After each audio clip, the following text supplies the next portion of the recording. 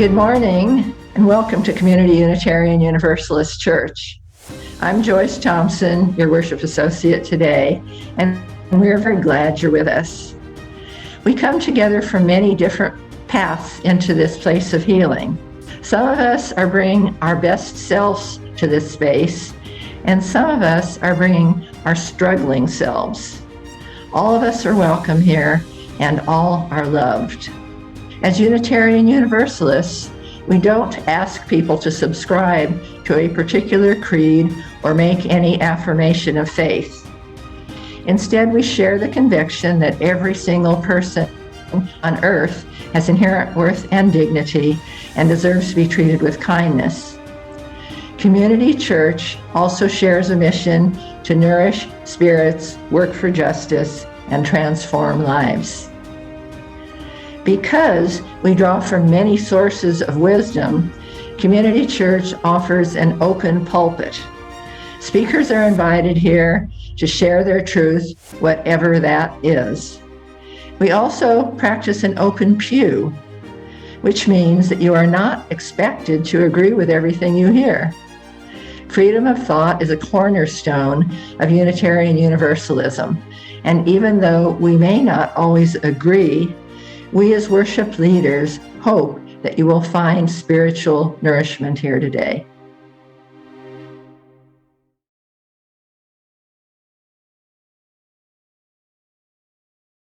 Out of the din of the city, away from the noise of the crowds, we come to rest in this moment, in this place, set apart from the never-ending to-do lists, embracing the seventh day, a day of rest.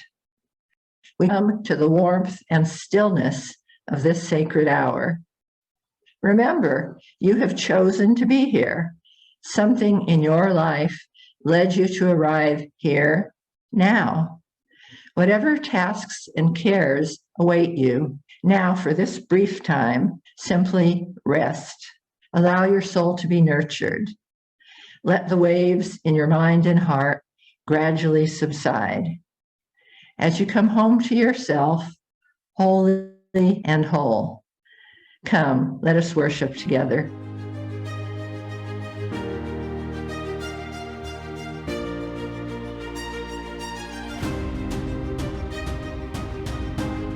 We Unitarian Universalists don't drink from our chalice. Instead, we use it to hold the flame. The circle of the chalice keeps the flame small. The flame doesn't blind us. It doesn't burn us. It gives us light so we can see all the different things in the universe, even the invisible ones, because the Unitarian Universalist flame is a light of learning. Instead of subscribing to a particular creed, our congregation is joined together by a sacred covenant, and we recite this covenant aloud whenever we come together. Please join me in unmuting yourself and saying, "Love is the spirit of this church, and service is its law."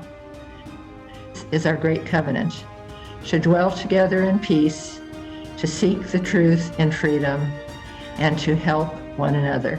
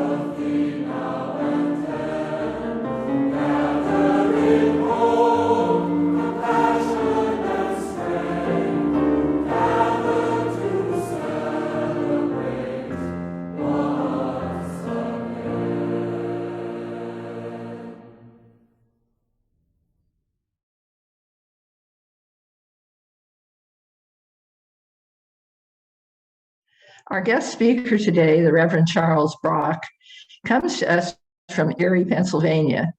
He's a graduate of Carnegie Institute and Harvard Divinity School. After graduating, he was awarded a scholarship to Oxford, and he stayed there for the next 35 years. He served on the faculty and as chaplain to the Reformed students at Oxford. He also served as a chaplain and director of ministerial education at Mansfield College. Pastor Brock retired in 1998 and returned to his home in Erie, Pennsylvania, but he was quickly recruited to be on the faculty of Penn State and to be pastor at a small UU congregation in Girard, Pennsylvania. Now, you may be wondering why we have a pastor from so far away as a guest today, and we owe that to our own member, Tom Big, because Tom and Pastor Brock were classmates at Carnegie and also fraternity brothers, and they get together every year for their fraternity reunion.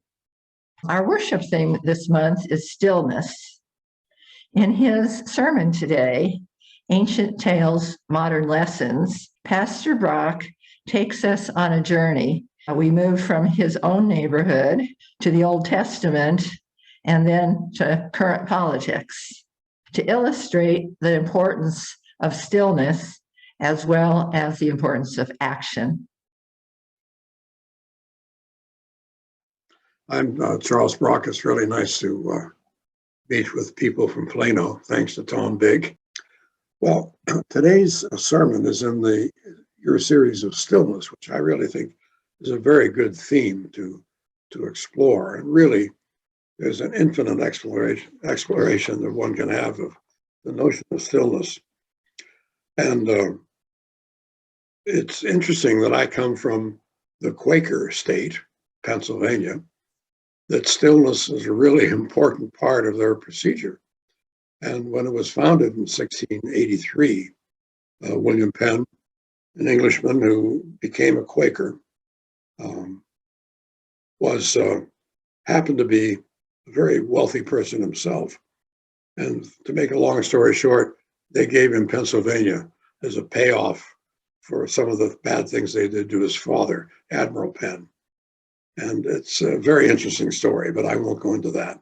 In any case, we were founded by the Quakers, but the Presbyterians, Irish and Scottish, quickly moved in and became, not very quietly, the major force in Western Pennsylvania. They talk a lot, so there's a little stillness there. And the Quakers have sort of fizzled out, which is really too bad because they were a terrific organization in the early days. They were the first church organization to actually make solid contact with Indian tribes. So the one is close to my home is called the Seneca tribe.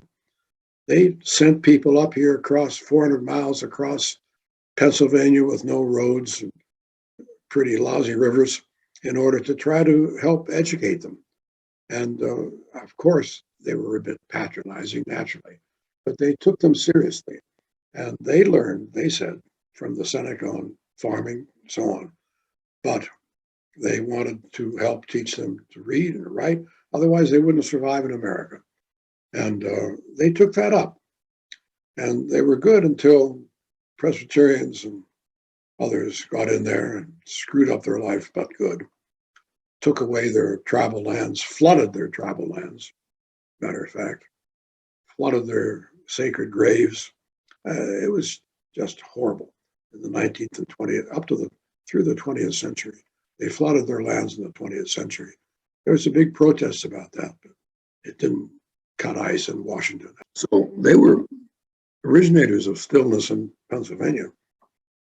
And I think we have a lot to learn from that.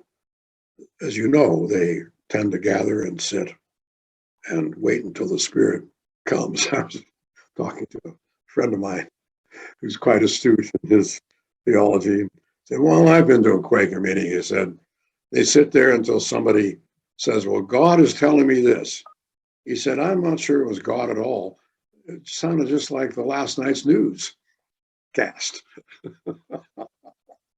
but I'm sure that they're sincere about that. And sometimes last night's newscast can be the word of God, particularly if it's dealing with social justice or personal issues, and that makes sense to me. Well, there's one great story in the Old Testament about stillness. There are a number of them, but the one I really like is the story about Elijah. He's considered in Judaism sort of the most favored prophet. I mean, personally, I like Isaiah a lot better poet, and has more world justice issues involved. Elijah, though, was a character, and the Jews still hold him essential. When they have their Passover meal, the Seder, they always keep a separate chair for Elijah. And yeah, it's just fascinating to think that they put him on that high stool.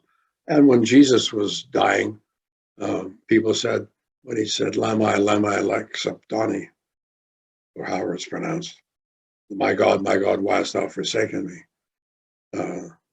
Jews at the cross said, he's calling Elijah. He's calling to Elijah, which would have made sense because Elijah was the one they called to help sort themselves out.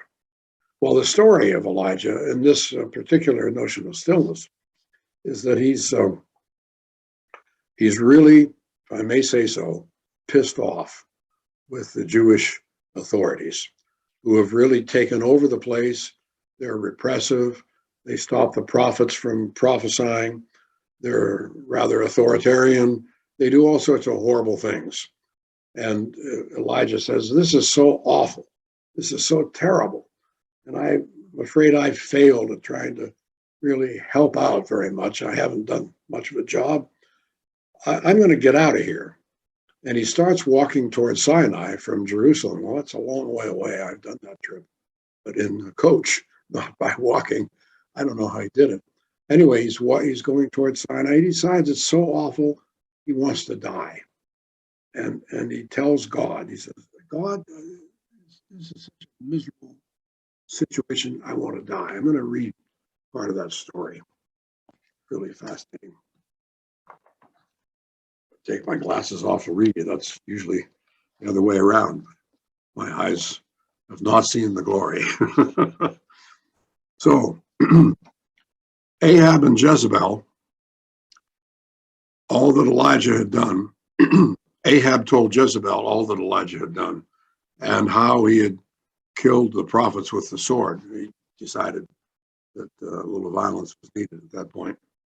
Then Jezebel sent a messenger to Elijah and said, so may the gods do to me, and more also, if I do not make you take your life like one of them that you took.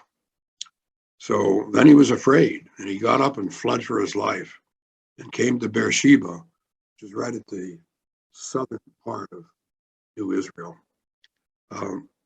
And he came to Beersheba, which still belongs to Judah, and he left his servant there. And he said, Lord, take away my life, for I am no better than my ancestors. And then he lay down under the broom tree and fell asleep. Suddenly, an angel touched him and said to him, get up and eat. I don't know what the tone was. It could have been, get up and eat, or it could have been, get the hell up and eat. It's a little hard to know from the text what the tone of that was. It was a tough statement, which angels usually did. He looked, and there at his head was a cake baked on the stones and a jar of water. The angel of the Lord came a second time, touched him, and said, get up and eat.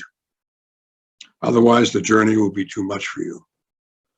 And so he got up, ate, and went for 40 days and 40 nights to Horeb, the mountain of the Lord. It's the place where Moses received the Ten Commandments. At that place, he came to a cave and he spent the night there. Really symbolic of going to Horeb to try to get some renewal and some vision on certain things. I climbed Mount Sinai, or at least one of them, many Mount Sinais that there are, but this is sort of the one that they explore. And we had to leave at 2 a.m. To climb it. It took 3 hours because the sun is so hot. At 5 a.m., it was bursting with heat. And the leader of the group said, "Charles, I want you to read the Ten Commandments." I said, "Why me, Lord?" He said, "Because you sound like God." So I bellowed out the Ten Commandments over a very quiet Mount Sinai. I could hear my own echo. And the word of the Lord came to me saying, "What are you doing here, Elijah?" He answered, "I've been very zealous to the Lord, the God of hosts, but the Israelites have forsaken your covenant, thrown down your altars, and killed your prophets with the sword. I alone am left, and they are seeking my life to take it away." God said, "Get out and go up and stand on the mountain before me, for I am about to pass by." Now, there was a great wind and strong storm that split mountains, breaking rocks in pieces before the Lord. But the Lord was not in the wind. Afterwards, there was an earthquake, but the Lord was not in the earthquake. After the earthquake, a fire, but the Lord was not in the fire. And after the fire, the sound of sheer silence. Now, this is the Revised Standard Version, and the King James Version is the one that we all know pretty well, a still small voice. But that translation is a little difficult because it wasn't a voice, a very neutral translation of what that word means. And the profound silence is another word that they use as well. When Elijah heard it, he wrapped his face in his mantle and went and stood at the entrance of the cave. I don't know how you hear a silence, but the Old Testament doesn't concern itself too much with details like that. In any case, he was really moved, and he went and stood at the entrance to the cave. Then there came a voice to him that said, "What are you doing here, Elijah?" He answered the same answer he gave before. Then the Lord said to him, "Go, return on your way to the wilderness of Damascus, and when you arrive, you shall anoint Hazael king over Aram, and you shall anoint Jehu, the son of Nishi, as king over Israel, and you shall anoint Elisha, son of Shaphat, as prophet in your place. Whoever escapes the sword of Hazael, Jehu shall kill. Whoever escapes the sword of Jehu, Elisha shall kill. Yet I will leave 7,000 in Israel. All the knees have not bowed to Baal, and every mouth that has not kissed him." So that is a really famous story in the Old Testament. What's it all mean?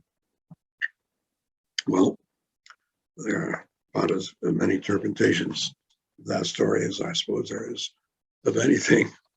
But I think one can say, at least a quick summary, that he wanted to die.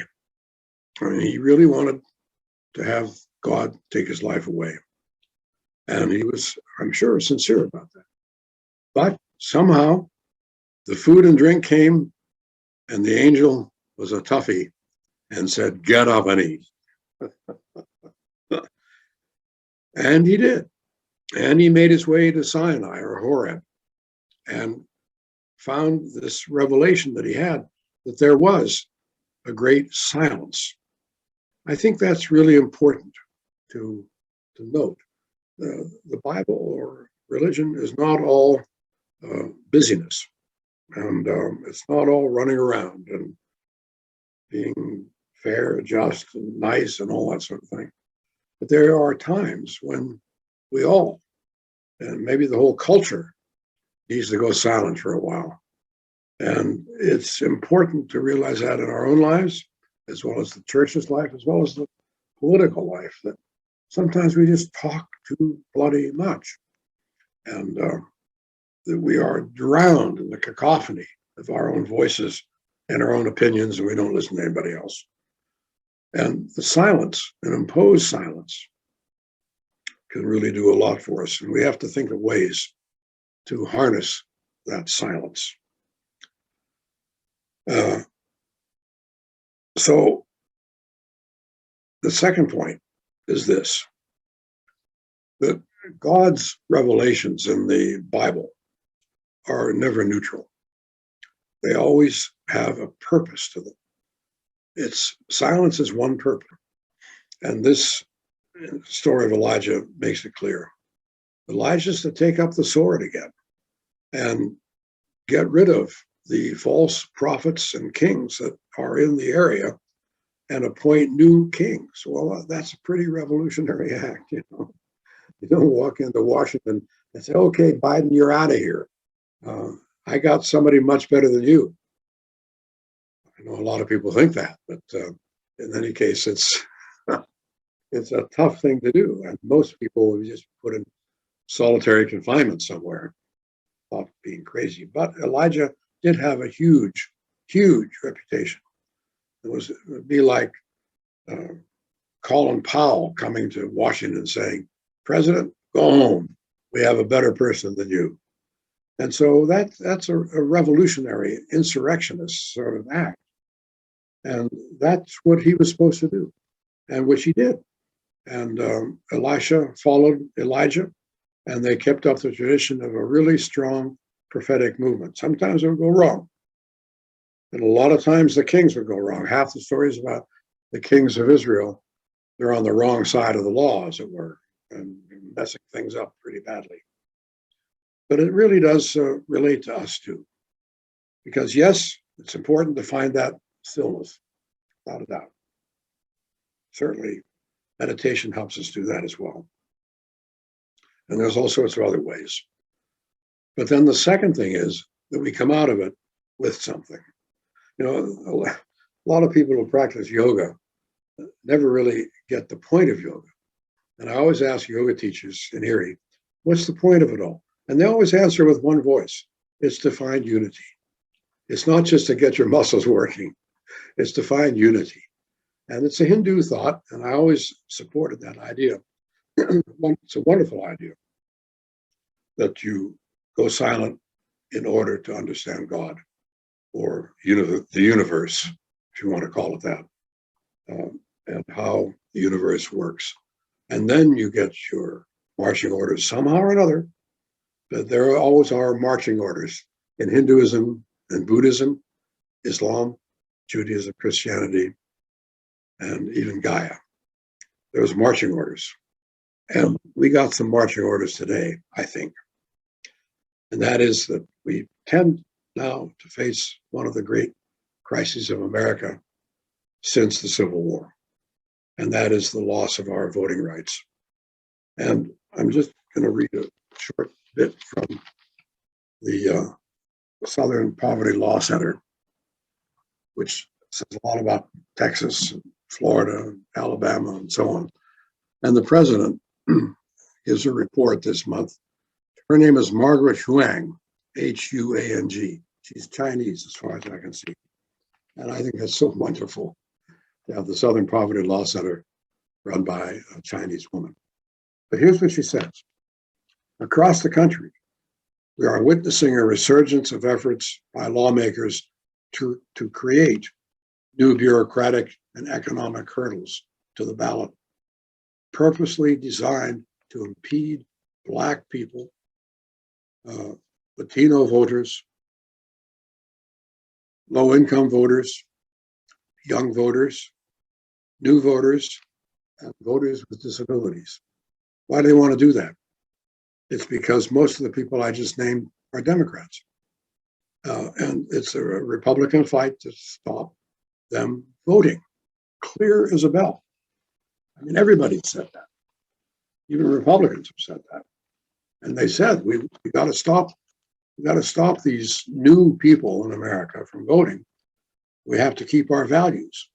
And we're not going to keep our values if they get in there and vote. And so we don't want them to vote. We reject a multicultural society. We want good old-fashioned Christian, Protestant, evangelical values to run America. We don't want these people. And they're very clear about that. So far, according to the Brennan Center, 400 bills with provisions restricting voting access has been introduced in 49 states. God, it's unbelievable. And in Texas, I thought this was pretty good.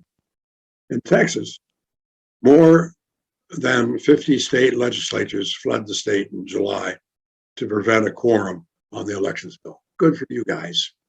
That's really terrific.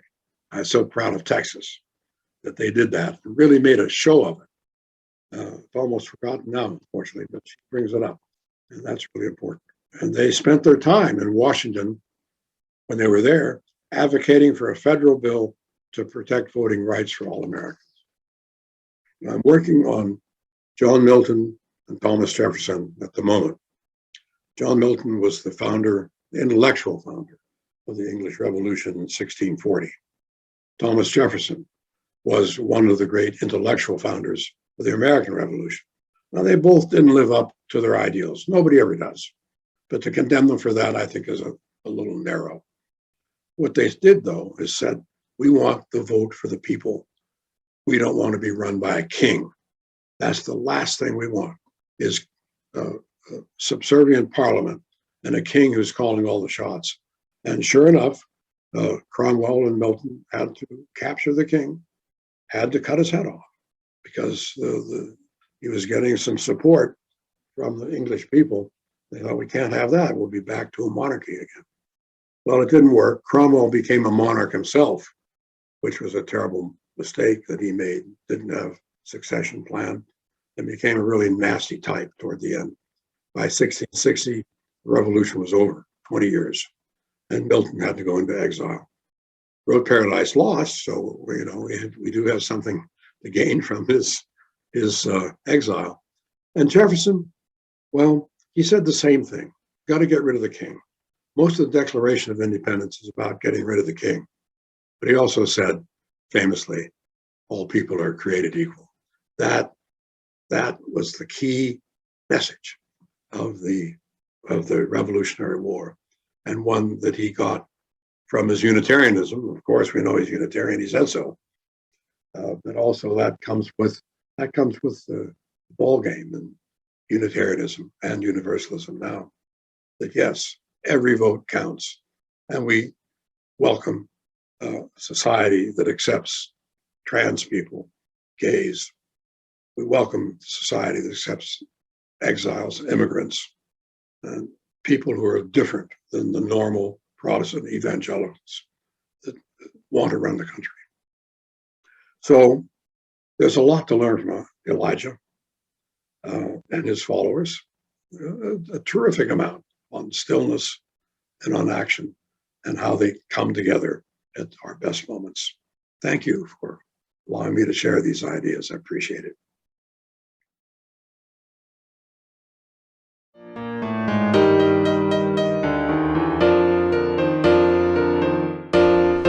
Now let us sing to the sing, sing, sing. Now let us sing to the sing, sing, sing.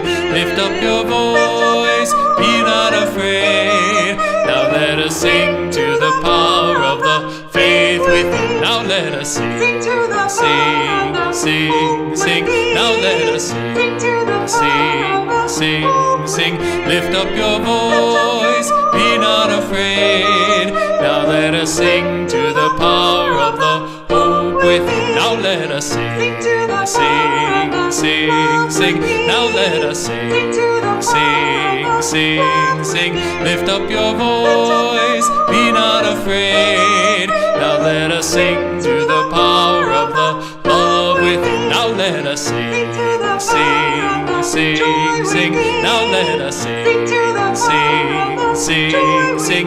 Lift up your voice, be not afraid. Now let us us sing to the power of the joy within.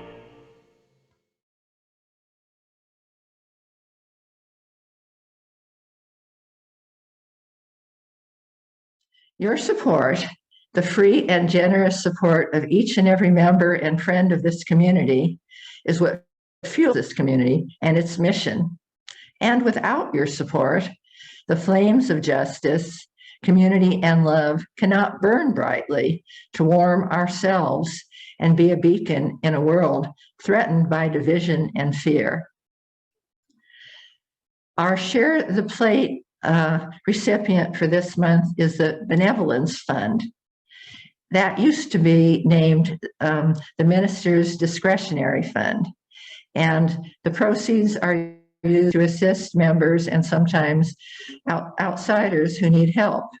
The idea of needing financial help is especially difficult to think about during the holiday season, but on the other hand, the holiday season is a good time to give. It's easy to do. Just go to our website and click on the blue Donate Now button. And if you want, you can just donate in general, but if you specifically want to donate to our Share the Plate recipient, you can designate that on the website. And of course, if you still use checks, you can get our address off the website and send a check. It is all gratefully received. Thank you.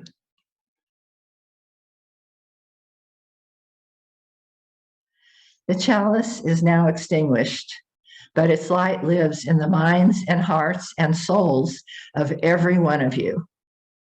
Carry that flame with you as you leave this place and share it with those you know, with those you love, and especially with those you have yet to meet. Please join me in saying, we extinguish this flame, but not the light of truth, the warmth of community, or the fire of commitment. These we carry in our hearts until we are together again. We leave this gathered community, but we don't leave our connection, our concerns, our care for each other. Our service to each other, to the world, and our faith continues. Until we are together again, friends, be strong, be well, be true, be loving.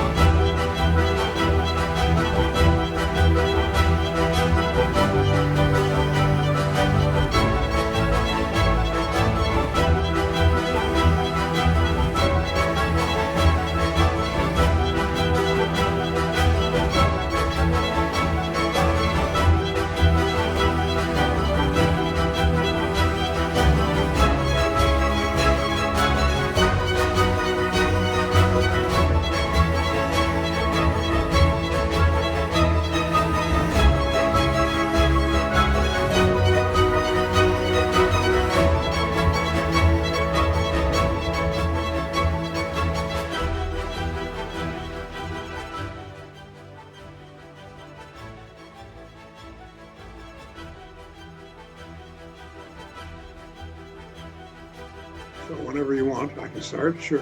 Okay. Now? Okay, now. I'm sorry about my voice. It just seems to be clogged up all the time these days. See, Pennsylvania what? Instead, C. Conrad Wright took us all out to Walden Pond, where Thoreau had a cottage. And he said, walk around the pond. Took about 2 or 3 hours. Got back, he said, well, that's your introduction to Harvard Divinity School.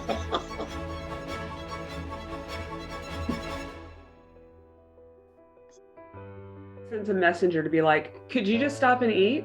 Could you just stop and eat? Basically, Isaiah was just super hangry.